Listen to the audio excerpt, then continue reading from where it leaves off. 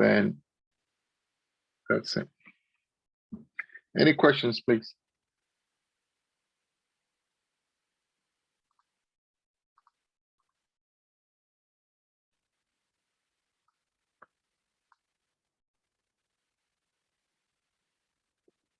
Hello?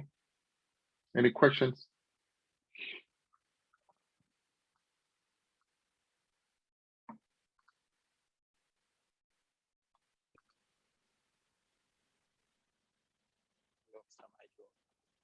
Hello, I can hear you. Can you speak up a bit?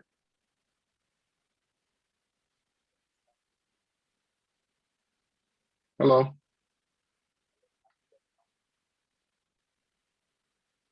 Is that Ebenezer Mowley who's speaking? I can hear you. Who is speaking? Hello, Mr. Michael. Can you hear me? Yeah, I can hear you now. Yeah, go on. Yeah. Please. All right, thank you. Please, I want to know the use of these figures, the figures that we use to draw the horizontal lines. Okay. So, were you here yesterday when we did the support and resistance? Yes, please. Okay, that's fine. So the support and resistance, all we were doing was we're just looking. Let me close this. All we're doing is we're just looking at places like, you see where the two candles have ended, and then we'll put a line there, right? And so we'll put just a line there. And then we'll just walk the price action. Let's say we are walking it from here. We are walking the price action. We are walking it. We say, oh, here there's price, two of the candles ended there. And then we put a price there. And then we walk it down. So here to something ended there. And then we put a price there. Okay. And then here something ended there. We'll put a price there. Then we came all the way down to somewhere here. For another price there. Okay. For another price there. Maybe here. For another price. And now, if you look at the way we've done it now, you can almost tell that the price at various, you see the gaps, it varies. It's random. It doesn't look even, right? Yes. But the point is, the people that move these markets, they are not the individuals like us who's trading small accounts. They are the big companies, the institutions, we call them. And the institutions, what they do is they trade in huge quantities. They don't trade on levels like, for example, the first one that we put there is 43,208. The second one is 41,327. These are two random prices, right? So we use the same levels, right? And then when we use these levels, we decide that based on these random prices, what normally will the institutions, the big institutions, say that they would trade this? So we need a round number that we'll put there that we are almost assuming that the big institutions will trade. For example, this one that I put here is 29,953. You see it? Yeah. This 29,953. The institutions would not trade. The big institutions would never trade on that level. They would trade something like a rounded number. So they would trade something like 30,000. Do you know what I mean? So for us to find 30,000 there, we just want to think like the way they think. We want to trade like the way they trade by making sure that we have the levels which psychologically they will be trading at. So we would say that, okay, fine.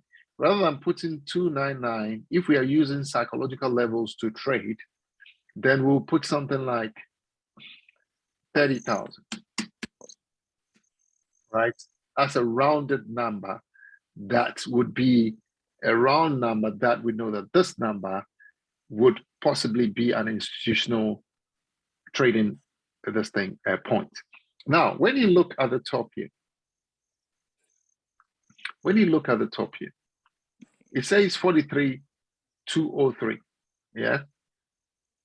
Or when you, let's even look at this one, the one before that, that's even nicer. This one says 39,492. Do you understand? And we are picking it all the way from here. But institutionally, they will not trade that way. They would almost trade at a rounded figure. So if it's 39,492, it can almost be rounded up to maybe 39,500 or maybe 40,000. Do you get what I'm saying? Yes. Yeah. So based on that, we use this as guides. And what happens is if you set the first one, you find maybe a second one which can give you as a guide, something like a guide. You realize, okay, this one is 34,386. So if it's 34,386, you can decide to round it up or round it down to something like either 35,000. Yeah. So we can round this up to like 35,000 because we wanted a round figure. Right. And then you find another level, right? Let's say we come here. This one is 39. You know what I mean? So 39, we want to round it. So we can round it to maybe, let's say 40,000. Yeah. Okay. So let's round it to 40,000. So we are just using levels which we believe that it would be something that the institutions will be trading in bulk with. It helps us just as a way to manage our trade. So now we've created these three levels, the 40,000. Yeah. Yeah. We've created the 30,000, which is that. And then we've created the 35,000. You see, with that, we know that, fine, we've created these three levels. You see, I've taken all our support and resistances. These are now our psychological levels. But we would call these main or major psychological levels. And then we'll go and divide them into two. Do you understand? Sometimes some people will divide them into four, but I will recommend you for now divide them into two. So we know that we have the 40,000. What did I do here? We have the 40,000, the 35,000, and then 30,000. When you want to divide 40,000 and 35,000 into two, it is 37,500. So you find a level, let's say, put it anywhere, line anywhere, go and then edit. When you edit it, you want 37,500, which is an even divide between the top two. And then this one is 30,035, so you want 32,500. So 32,500, Control H, select, edit. Okay, 32,500. And then from this, you've got what we call your psychological levels. They are even this thing, rounded numbers that you put on your charts to give you an idea at which the big institutions will be trading.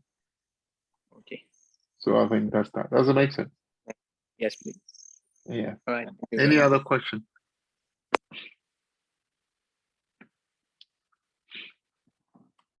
Any other questions, please? It could be on yesterday's support and resistance or today's psychological levels. If you have any questions on anything we've done so far, we can just jump on it.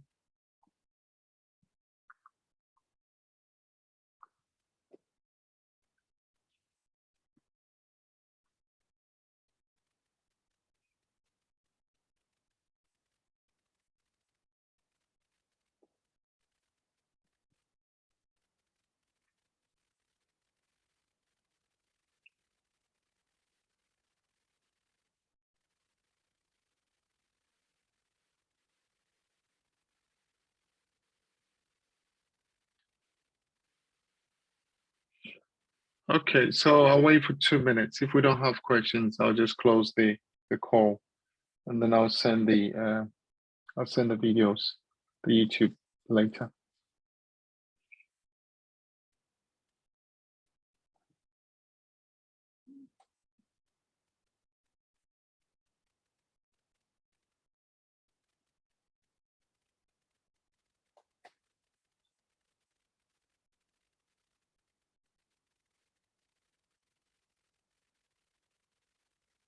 Hello, Mr. Howard. Hello. Please, I wanted to ask if you can just imagine or choose any point or as in the candlesticks, any point on the candlestick to draw your lines. Yeah. So to start with, you need at least to start by drawing a support or a resistance line, right? You draw it around where the price action is first. You understand? So we have the prices around here. The closest support we have is this one.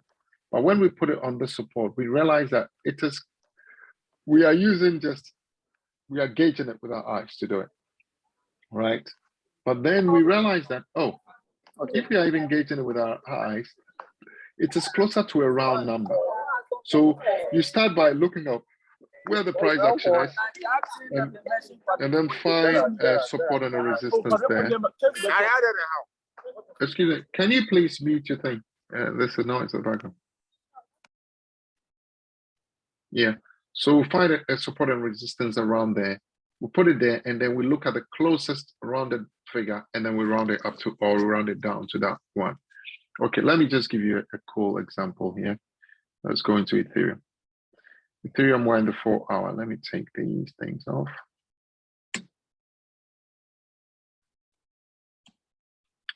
So we're in the 4 hour on Ethereum. When you put it on Ethereum here, because the price action is there, we can either use this at the top or we can come there. But let's start from the bottom here.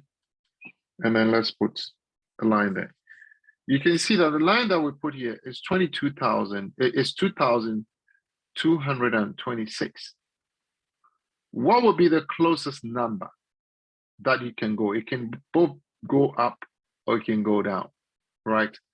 You can just decide that, okay, fine. We are either going down or we are going up. Really speaking, you find the closest round number. So 2226, we can go to maybe 2200. Let's go to 2200 and see, because it's still a closer 2200. And 2200, it comes exactly at the tip, which you can live with it, right? And let's go and find another number, another one, let's say at the top here. Control H, up H. Yeah, and this one is about 2957. Let's say 2957, 3000 is way at the top. So let's say we're coming down to maybe 2,900, right? Well, it's quite far, so let's push it. 2,950, let's say 950. Yeah, let's edit it. 2950. Now, so we then want to use psychological levels all the way up. We can do this thing simply. Either we find another level, or we can just say, okay, let's divide these two by 2, right? And see where it would take us. So we have one here, we have one there. Let's divide it by 2. Oh, okay. Let's divide it by 2. So it is 2950 and 2200. Let's just do it.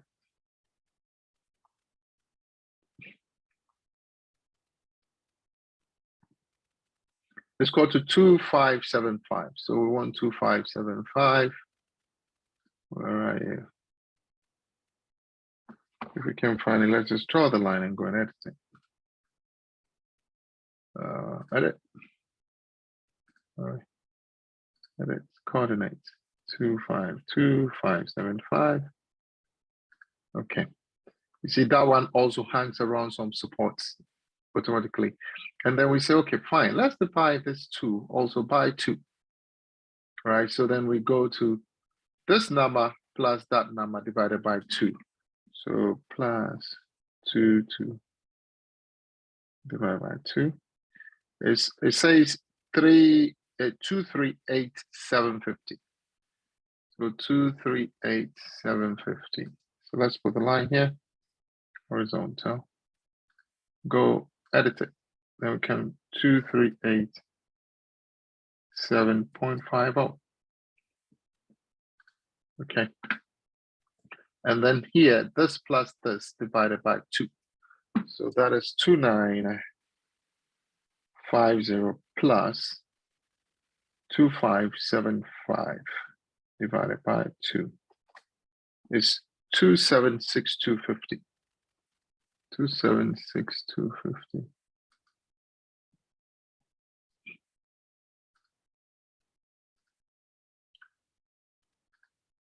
0.50. All right. You see, so then we have even demarcations. Does it make sense?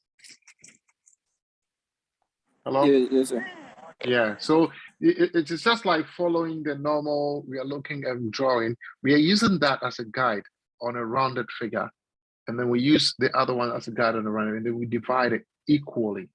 And that is what we call psychological levels. And you can do it on the 4 hour. You can do it on any time frame, but I will recommend do it on the 4 hour and the 1 hour based on the strategies that I'll be using. You know what I mean? So now I'm on the 1 hour. You see my psychological levels here. It's showing differently on the 1 hour, but because I have 4 hour psychological levels. Once we've done this here, we have to go, as I was saying, you go and you put them in a folder nicely. You create it, call it psychological levels. That's PSL, and put caps PSL. And then that is 4 hour. So when you have your folder, you know that, oh, this one is for the 4 hour. You lock it, you close it. You just close it. And then you go into the 1 hour, you find the same guide. You know what I mean? Find the same guide. You see on the 1 hour, it might be a tiny bit different, but you could still use the 2,200. And then these is a different level. You can use different levels. And then you create specific distances. But this, it comes with practice, right? The more you practice, the more you are able to do it properly. Okay. So if there are no more questions, we can round this up and then we'll call it a day. We meet again next Monday. I want the lecturing times to be quite concise and short. Because you're recording it, you can go over it again and again.